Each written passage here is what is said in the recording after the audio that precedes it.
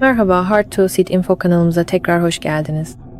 Bu videoda YouTube uygulamasında gizli modun nasıl açılacağını göstereceğim.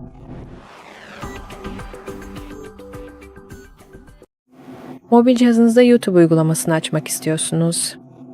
Şimdi ekranınızın sağ alt köşesindeki profil resminize dokunun ve burada menü seçeneklerinde gizli modu aç seçeneğini göreceksiniz.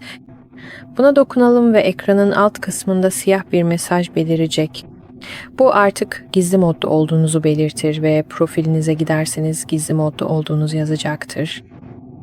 Bu modu kapatmak için sadece gizli modu kapata dokunmanız yeterli ve normal YouTube profilinize geri döneceksiniz. Hepsi bu kadar. İzlediğiniz için teşekkürler.